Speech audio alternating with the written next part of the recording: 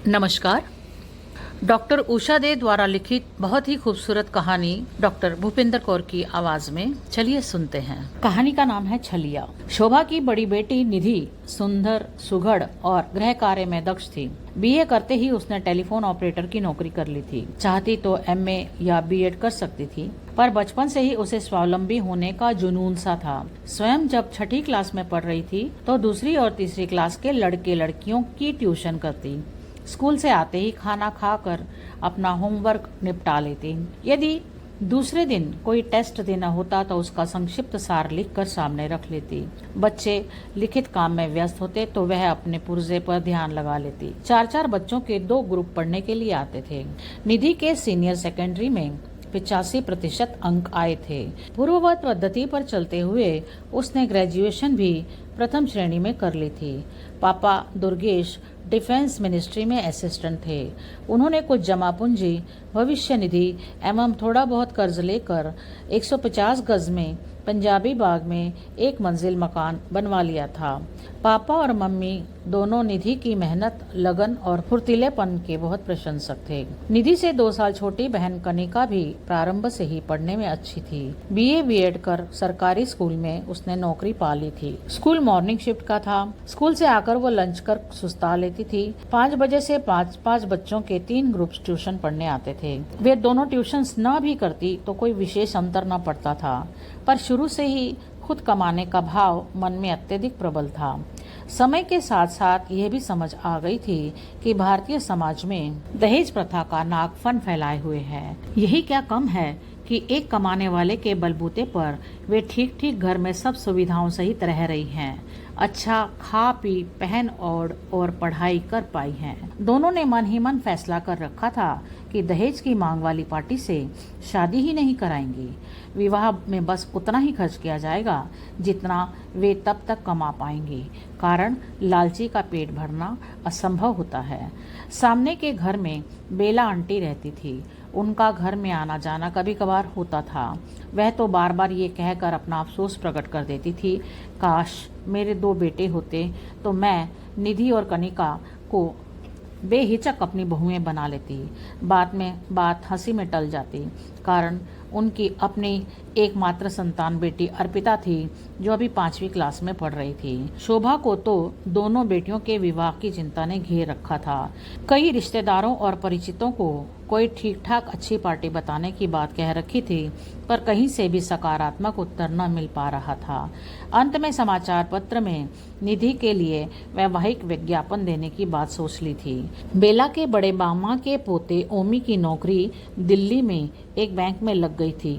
पहले 10-15 दिन तो वह बेला के घर पर ही रहा। फिर उसने उसी मोहल्ले में एक कमरा किराए पर ले लिया था। उसकी दोस्ती निधि और कनिका से हो गई थी। कभी तो बस स्टॉप पर मुलाकात हो जाती तो कभी बेला के यहाँ। छुट्टी के दिन घंटा भर ताश का खेल चलता। बीच बीच में मौसम अनुसार ठंडे और गर्म पेय भी प्रस्तुत होते जाते थे। यदि कभी 2-4 दिन में निधि या कनिका में से किसी एक से मुलाकात न हो पाती तो रविवार के दिन ओमी स्वयं ही शोभा के घर आ पहुंचता था। वह तो तीनों की मैत्री का सोच सोच कर प्रसन्न होती रहती।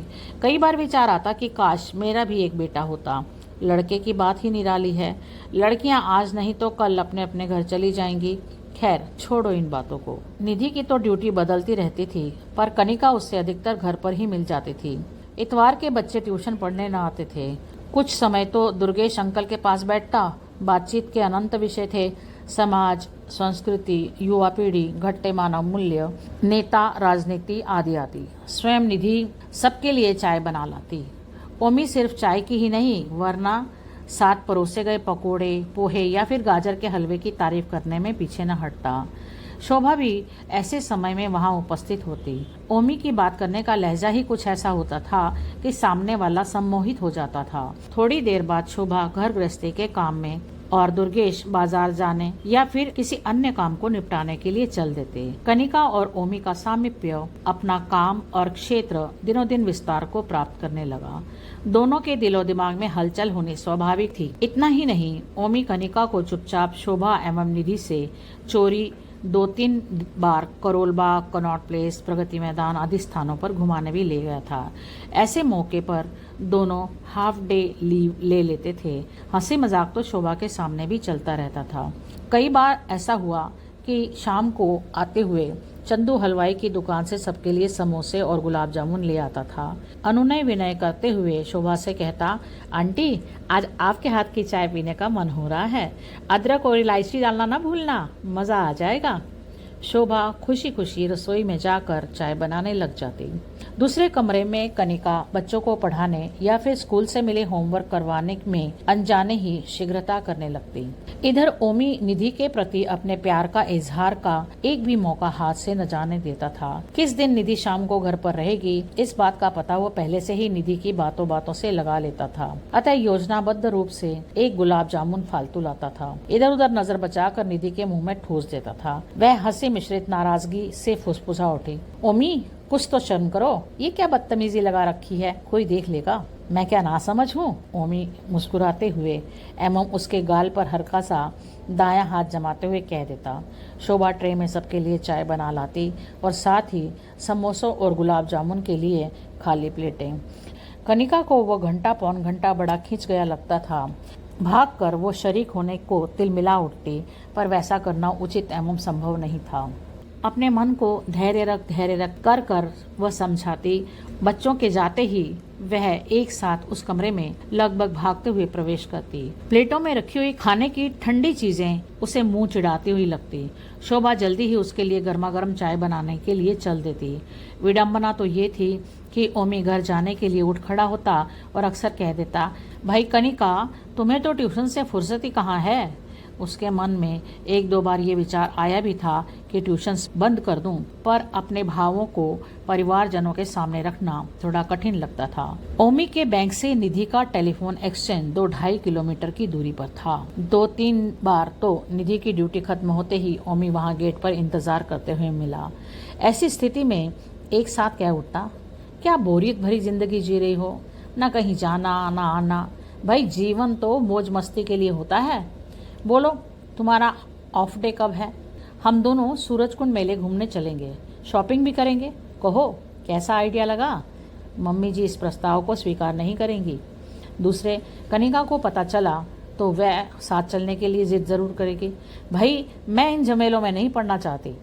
चलते चलते निधि कह उठी, झमेला क्या है? क्या हम चंद घंटे साथ नहीं बिता सकते? तुम्हें मुझ पर भरोसा है या नहीं? ओमी एक साथ पूछ बैठता। भरोसे का सवाल नहीं है। प्रत्येक व्यक्ति के लिए घर और सच कहूं तो समाज की मान्यताएं भी कुछ अर्थ रखती हैं। निधि ने बड़ी संजीदगी से पहली मर्तबा कहा था।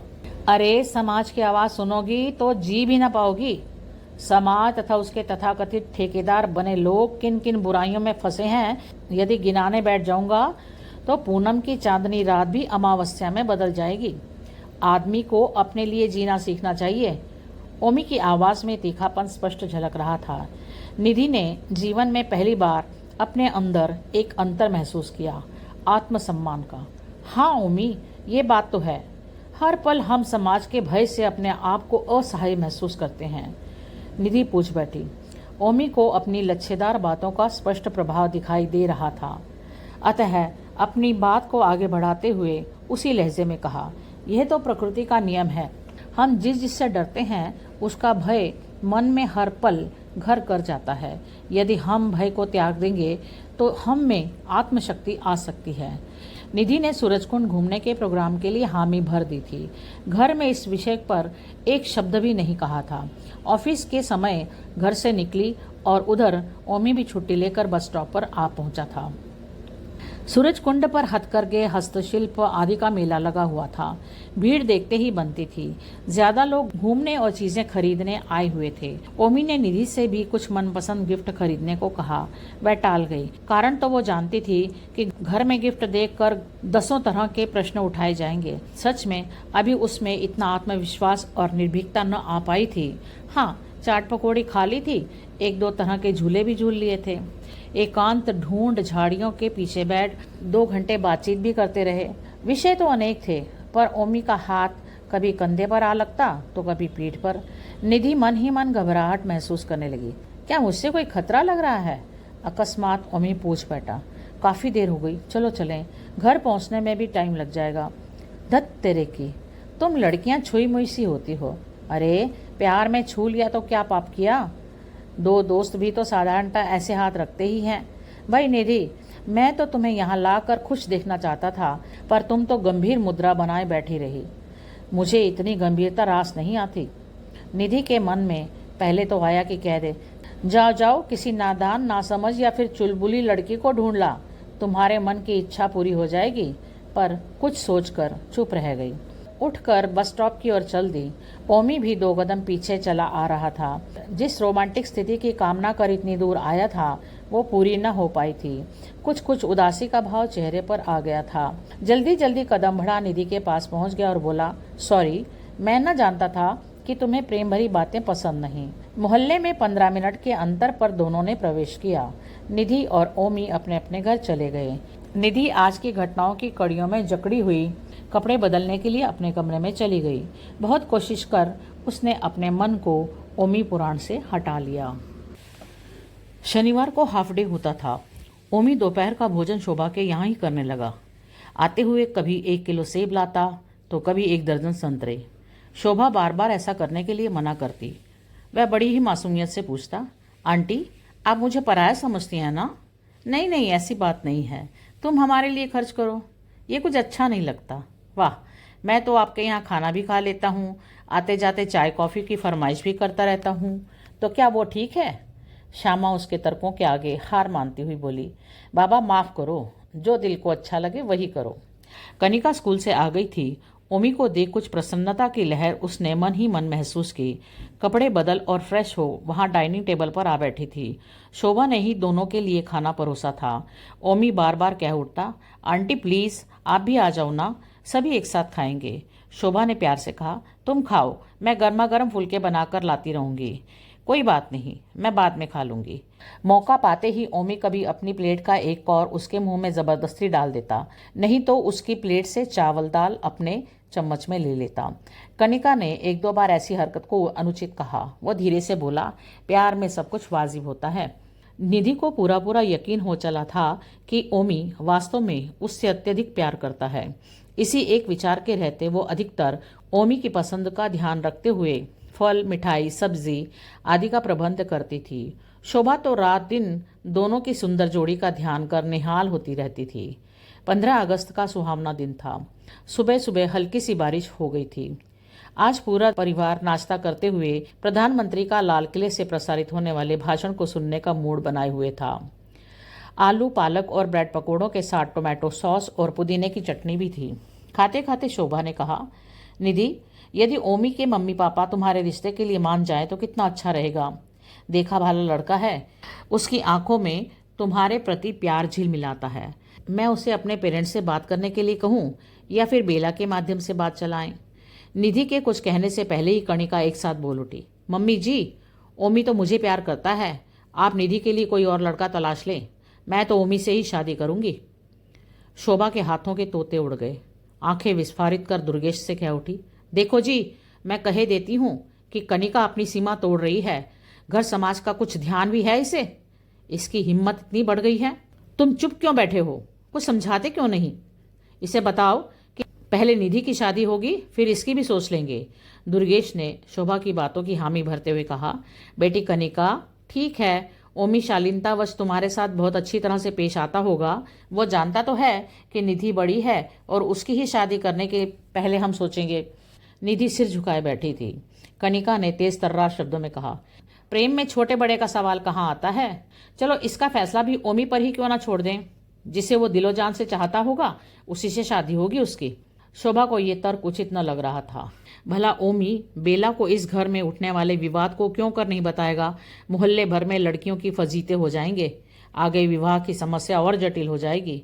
मन ही मन वो करा उठी, मूर्ख तो मैं ही थी। जवान लड़कियों वाले घर में उस ओमी का प्रवेश सहजता से स्वीकार कर लिया।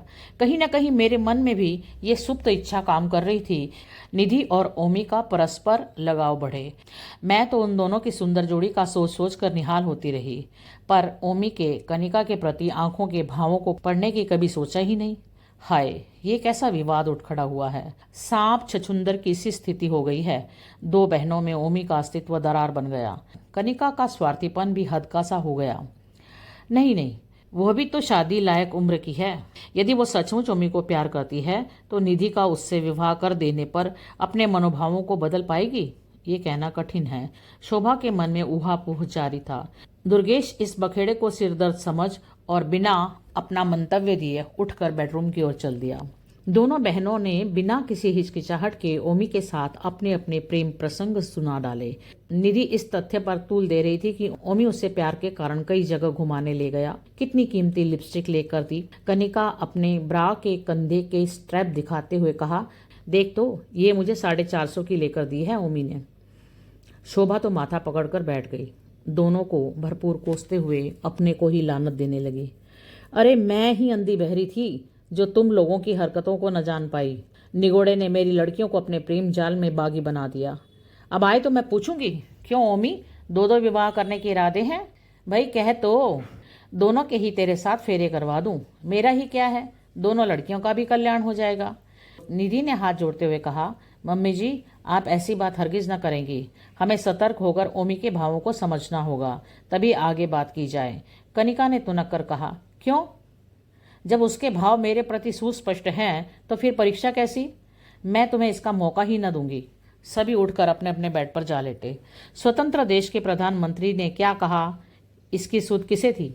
क्योंकि यहाँ तो हर कोई स्वतंत्र विचारधारा और जीवन पद्धति को अपनाने के लिए तड़प रहा था। लंच न बनाया गया, न ही किसी ने खाने की इच्छा रंच मात्र ही व्यक्त की। सभी अपने अपने हथियारों को पैने करने में जुटे थे। स्थितियों को कैसे अपने पक्ष में किया जाए, यह प्रश्न हल न हो पा रहा था। दुर्गेश वैसे भी तटस्थ भाव रखे था। शोभा का मन निधि की ओर था। कनिका से पूरे पूरे आंदोलन की उम्मीद थी। निधि को एक साथ न जाने क्या सूझा कि उसने कनिका के कपड़े अपनी अलमारी से निकाल कर बरामदे में रखे डाइनिंग टेबल पर पटक दिए। साथ ही ऊंची आवाज में कहा, मेरे कमरे में आकर सोने की सोचना भी मत। इतना सुनते ही कनिका ने ड्रेसिंग टेबल की दराज से कैंची निकाल कर लगभग भागते हुए अलमारी में टंगे हुए निधि के किसी सूट की सलवार तो किसी की कमीज जगह जगह से काट डाली। शोभा ये सब बर्दाश्त न कर सकी। तीव्रता से पहले कनिका के पास पहुंचकर उसके गालों पर थप्पड़ और पीठ पर घूंसे जमा दिए। 2 कदम बढ़ाकर निधि को थप्पड़ तो लगाए ही, साथ में चोटी पकड़कर झकझोर डाला। दोनों बेटियां मां के इस रूप से परिचित न थी।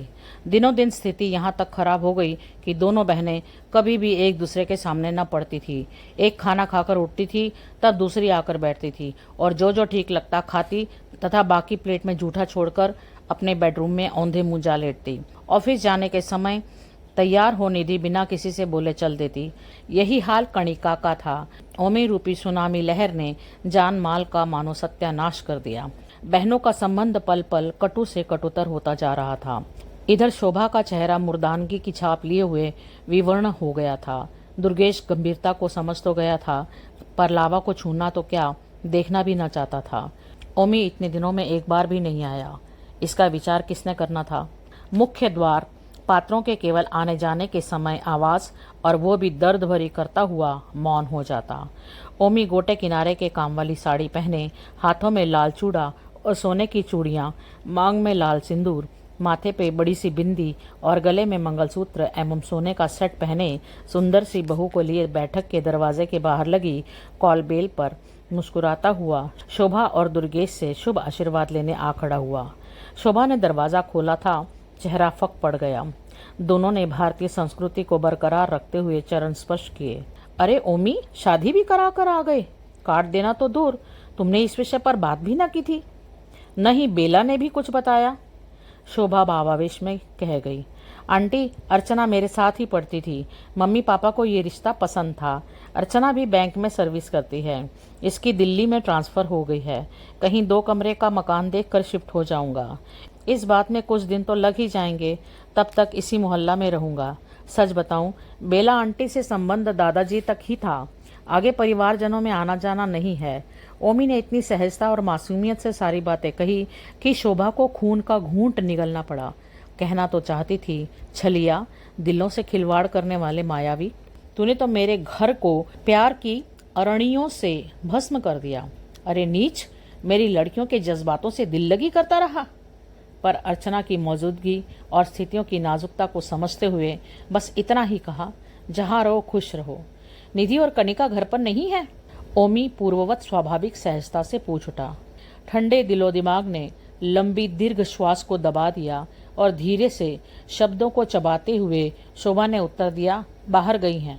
नहीं नहीं, वे तो तुम्हारी परिधि में दूर दूर घूमने वाले ग्रह भी न रह पाई, वरना टकरा टकरा कर चूर हो गई हैं।